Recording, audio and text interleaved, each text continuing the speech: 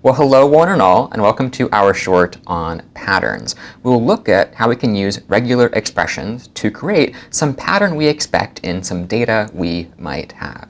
Now, we've seen how to do this with emails, but one other kind of data we might be able to validate using a pattern is something called a hexadecimal color code. So it turns out that colors like this shade over here have to them a certain assigned hexadecimal color code, a way of representing this color, but in a computer's memory. So this particular color has this particular code, the hash symbol 0076BA. This corresponds to this particular shade of blue.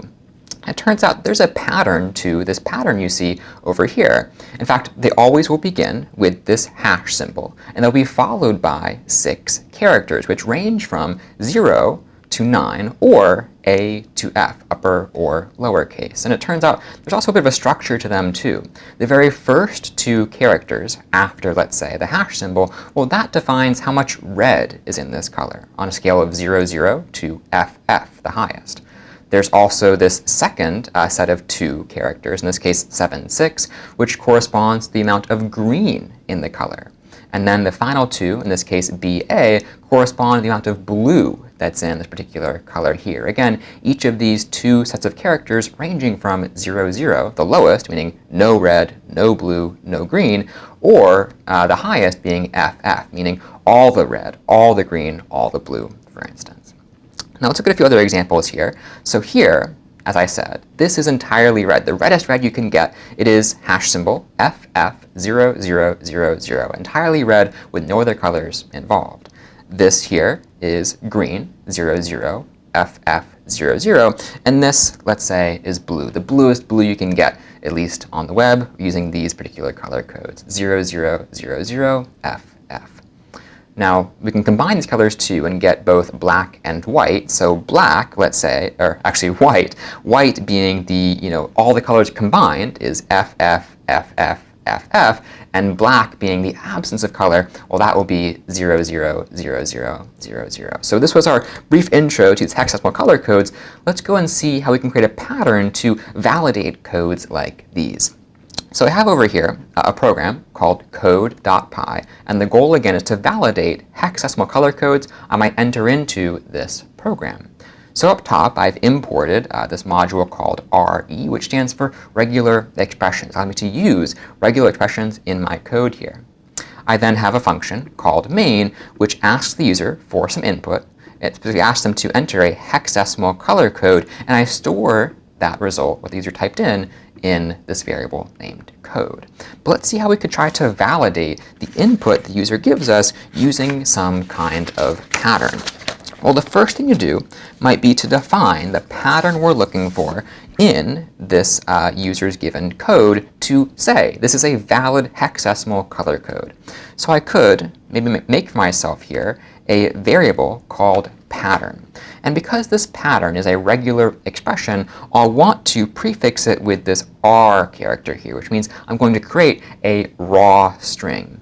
Typical escape characters like \n, for instance, won't be interpreted as \n, the new line character. They'll instead literally be interpreted as \, and then n. So this helps us here with regular expressions and the special syntax that those expressions have. I'll leave this blank here. Let's continue on. Let's say I want to search this particular code the user has given me for this pattern. Well, thankfully, the RE module comes with a function called search, and I can access it using re.search.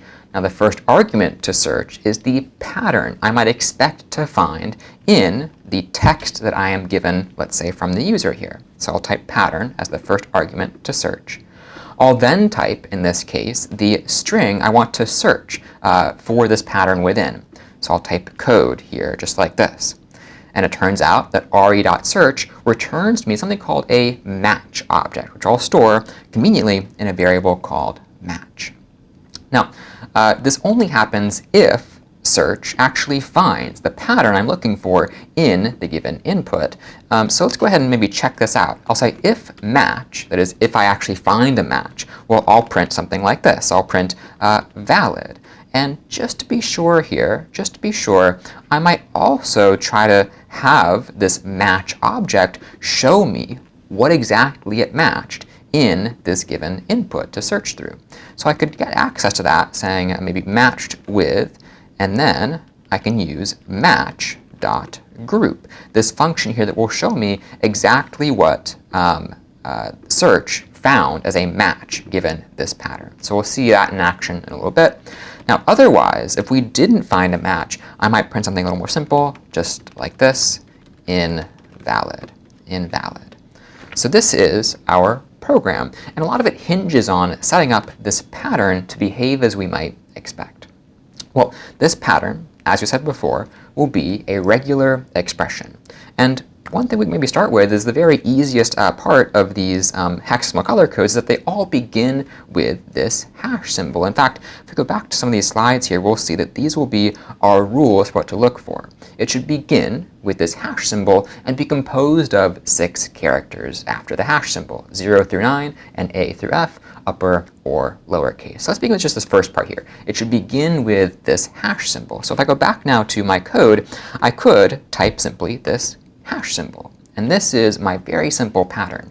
re.search will look through the entirety of the code the user has entered, and if it finds this hash symbol anywhere in that code, it will return to me a match object and say, yes, I did find a match for this particular pattern inside the user's input. So let's try it. I'll run Python of code.py, and I'll type in, let's do a valid one. Let's say hashtag A. Don't quite know what color that is, but probably some shade of gray, given we have all the various red, green, and blues aligning in the same level here. I'll hit enter, and I'll see valid, and also matched with this hash symbol. So it seems like the reason we said this code was valid is that re.search found that hash symbol inside of this text here. But of course, I can do something like this. I could say python code.py, hashtag, let's do G, let's do I, and K. Like, this is not a valid hexadecimal color code, but according to our pattern, it is, because it sees, in this case, that hash symbol. So we need to improve this. And we can do so by using other features of regular expressions. One of them is going to be called a character set. And a character set begins with these square brackets here, one opening and one closing. Now within these square brackets, I could include all the characters that I could possibly match after, let's say, this hash symbol. So if we go back to our slides again, we said that it should begin with a hash symbol, which we already have in our pattern. But then we expect 6 characters in the range of 0 through 9 and A through F, upper or lowercase. So let's begin, let's say, with these actual letters here. I'll go A, B, C, D, E, F to say we could match any of these individually, either lowercase a, lowercase b, C, D, E, F. We also want to take in the capital A, B, C, D, E, F, and then anything between 0, 1, 2, 3, 4, 5, 6, 7, 8, 9. 9. So this is our character set. After we find, let's say, the hash symbol, we should expect to find any character in this set. So let's try this out. I'll go ahead and run Python of code.py, and recall we gave, I think it was hashtag GGIIKK, just random letters I made up. If I hit enter now, we'll see invalid. Now why do you think that is? Well, re.search is looking for a hashtag, which it finds, of course, but then immediately after the hashtag, we want to find a character in this character set, lowercase a through F, capital A through F, or 0 through 9. And it seems like we don't find that here. We have hashtag G, which is not in this character set. So let's go ahead and try this one. I'll try Python of code.py, and let's go ahead and do the valid color from before, hashtag A, hit enter, and we'll see that this is valid, but perhaps not again for the right reason. I see matched with hashtag A, which is an improvement, but I think I could still do this. I could still do hashtag A and then GGGG, which is not a valid color code, and this I think will still be valid. So our problem here seems to be that we're expecting the right range of characters for the first character we see after the hash, but not for all of the 6 after, let's say, we have this hash symbol here. So how could we fix that? Well, we can use what's called a quantifier. And I can access a quantifier using these curly braces here. So this ensures whatever number I put in here, like 6, this means that for this particular character set, whatever character or character set precedes this quantifier, I should expect that number of them, in this case exactly. So I'll expect 6 of these particular characters inside of this set here. Let's try this out. I'll get a Python of code.py, and I think I'll demonstrate now that hashtag A, G, G, G, G, G, this is not going to work for us. I'll hit enter, and I'll see that is invalid. Let's try this one now, Python of code.py. I'll do hashtag A, and that seems to be valid now for the right reason. We matched with the entire thing.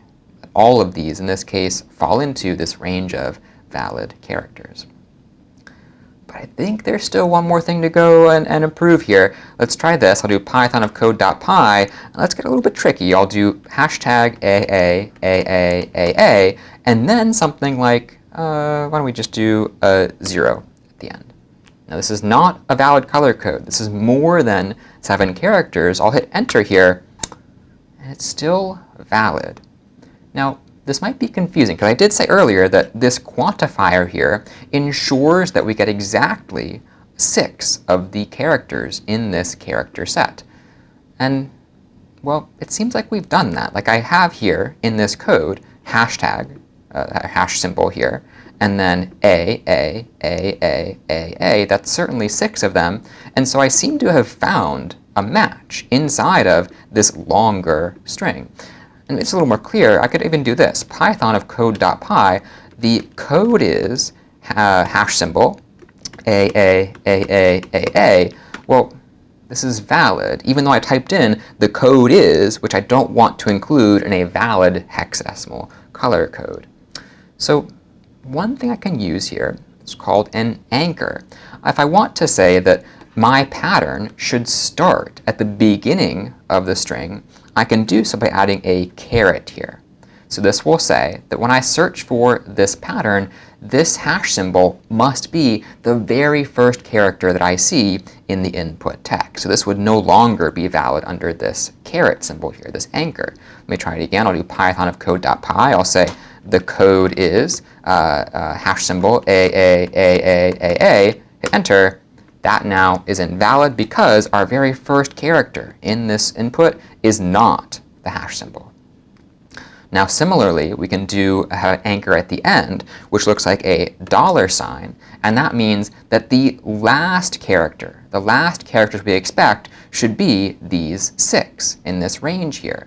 So this will exclude things like the hash symbol AA0, because that is more than, in this case, 6. The last character we're matching is not within the 6 we expect here. So I'll run Python of code.py, and I'll type in hash symbol AA0, and that, of course, is invalid as well. So I think this pattern works pretty well for us, but there is one way to improve how we write it. I could, instead of typing all this out, use a range. I can say, conveniently, A-F to insinuate or to imply I want A, B, C, D, E, and F as valid characters. I could do the same thing for capital A to capital F, just like this, capital A dash capital F. That would give me capital A, B, C, D, E, F. And again, same thing for 0 through 9. I could do hashtag here, giving me 0, 1, 2, 3, 4, 5, 6, 7, 8, and 9, all inclusive.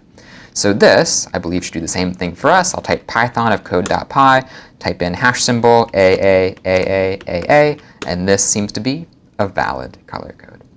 So we've seen here how to use these things called regular expressions and the patterns that actually implement them to validate things that have a pattern to them. These are useful beyond just these. Anything that has a pattern to it, you can probably try to validate using these things called patterns and regular expressions. This then was our short on patterns, and we'll see you next time.